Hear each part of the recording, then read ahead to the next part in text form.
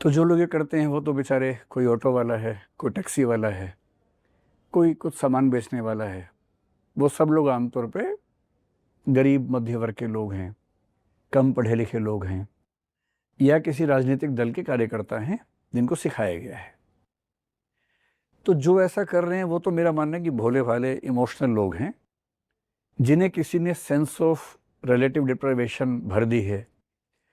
उन्हें ऐसा लगने लगा है कि हम अपने इलाके में माइनॉरिटी हो जाएंगे, हमारे रोज़गार के साधन हमारे इलाके में हमसे कम हो जाएंगे।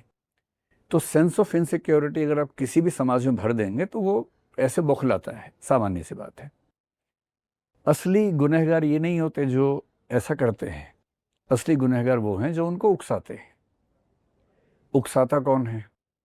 उकसाता वो है जिसको कोई पॉलिटिकल या सोशल या इकोनॉमिक बेनिफिट है।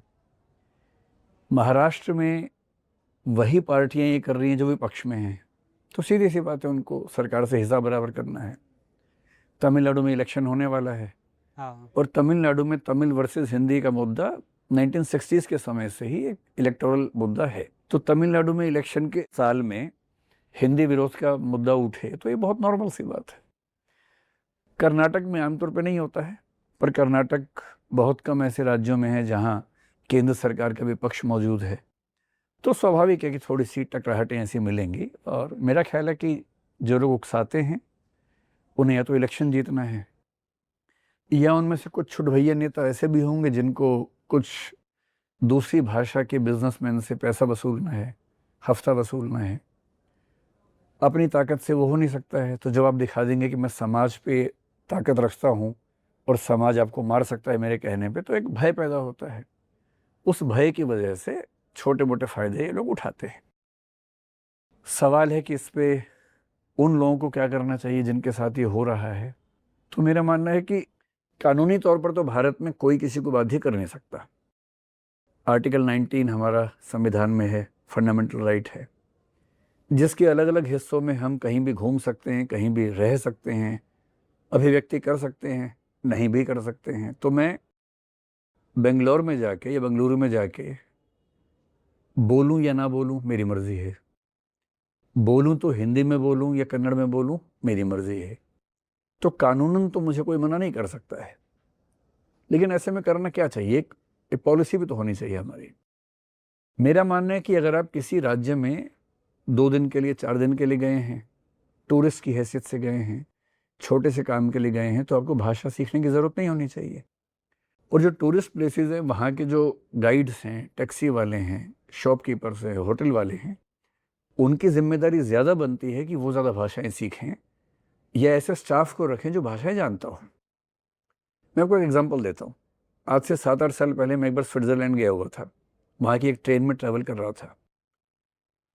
संयोग से ऐसा हुआ कि जो टिकट मेरे पास थी वो किसी और बोगी की थी, मैं किसी और कोच में चढ़ गया।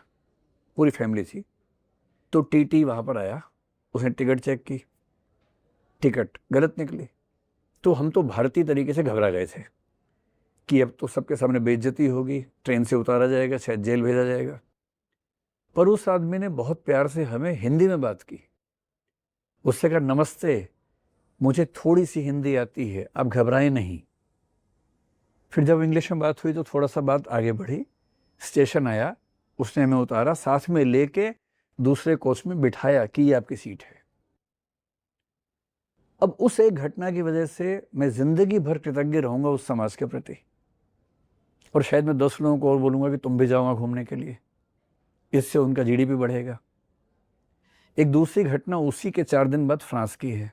मामला यह था कि टिकट हमारी थी एक जगह से दूसरी जगह की, और बाद में हमारा विचार बना कि हम बीच में रुक के एक शहर और देख के बाद की ट्रेन से जाएं।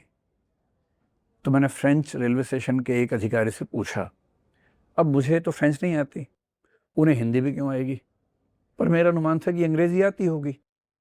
तो मैंने अंग्रेजी में पूछा। उन्होंने घूर के देखा, बोले कि कांट यू स्पीक फ्रेंच? मैंने कहा नहीं। तो उन्होंने अंग्रेजी में जवाब दिया और कहा, if you can't speak French I can't speak English. ये इंग्लिश में कहा, और ये एहसास दिला दिया कि अगर फ्रांस में आए हो तो फ्रेंच आनी चाहिए। और वो व्यवहार मुझे आज तक चुभता है। एक टूरिस्ट डेस्टिनेशन पे हर टूरिस्ट कैसे आपकी भाषा सीख के आएगा? तो बेंगलोर में, दिल्ली में, कोलकाता में, मुंबई में जो टैक्सी वाला है, होटल वाला है, उनकी जिम्मेदारी है कि 4-5 भाषाओं के कुछ-कुछ शब्द सीख लें। लेकिन अगर मुझे बेंगलोर में जाना पड़े, मान लीजिए 3 महीने के लिए, या नौकरी करने के लिए जाना पड़े, या रहने के लिए जाना पड़े, तो जिम्मेदारी मेरी भी बनती है। मैं रोज़ वहाँ के लोगों से बात करूँगा, और मैं हर बार उन्हें क्यों असहज करूँ भाई? ले दे के 10, 20, 25 शब्द होते हैं जिनसे काम चल जाता है। अगर वो 20 शब्द मैं याद कर ही लूँगा और बातचीत थोड़ी कर लूँगा, और आप देखेंगे कहीं भी विदेश में या देश के दूसरे हिस्सों में, जहाँ आप उनकी भाषा में टूटे-फूटे 4 शब्द बोलेंगे, वो इतना खुश होंगे और इतने कोऑपरेटिव हो जाएंगे कि आपको घर तक पहुँचा के आएंगे उसके बाद। ये वैसे ही है कि आपके इलाके में कोई अंग्रेज़ आके हिंदी बोले टूटी-फूटी, आपका मन करेगा मैं इसके लिए क्या ना कर दूँ। तो मैं हिंदी जानता हूँ, इसलिए मैं बेंगलोर में हिंदी ही बोलूँगा, इस जिद की भी ज़रूरत नहीं है। अगर मुझे वहाँ रहना है, 3 महीने, 6 महीने मान लीजिए रहना है। एक बैंक अधिकारी एसबीआई में कुछ दिन पहले घटना हुई। उस बैंक अधिकारी ने बेंगलोर शहर में एक कस्टमर से ये कहा कि मैं इंडिया में रहती हूँ, हिंदी में ही बोलूँगी, कन्नड़ में नहीं बोलूँगी। अब ये एक पॉलिसी का मामला है। सरकारी बैंक है, सरकारी बैंक में कौन लोग आएंगे? वहाँ के लोकल्स आएंगे। उन लोकल्स को हिंदी क्यों आएगी? एक लोकल सर्विस अगर सरकार दे रही है, तो जिस भी इलाके में देंगे वहाँ की भाषा में होनी चाहिए। रिजर्व बैंक ऑफ इंडिया का नियम भी यही है कि किसी भी सरकारी बैंक में, प्राइवेट तक में वो कहते हैं कि बैंक में ऐसे कर्मचारी ज़रूर होंगे जो वहाँ की भाषा में लोगों से बात कर सकते हैं, और पब्लिक डीलिंग वही लोग करेंगे। तो हम हिंदी वाले हैं, इसका मतलब ये नहीं है कि हम नियमों को भी खारिज कर देंगे। भाषा बहुत सेंसिटिव मामला होता है, और भाषा के मामले में कोशिश ये करनी चाहिए कि हमारा मिजाज ऐसा हो कि प्रॉब्लम सॉल्व हो, ना कि प्रॉब्लम बढ़े। तो 3 बातें। पहली बात, ऐसी बातें कौन भड़काते हैं? जो ऐसा करते हैं जनरली वो भोले भाले लोग हैं, उनसे बहुत नाराज़ नहीं होना चाहिए। तीसरी बात, हमें कानूनन नहीं घबराना है। कोई बदतमीज़ी करे, हमला करे, पुलिस में कंप्लेंट करनी चाहिए, वीडियो रिकॉर्डिंग करनी चाहिए उसकी, ताकि दबाव उन पर भी हो।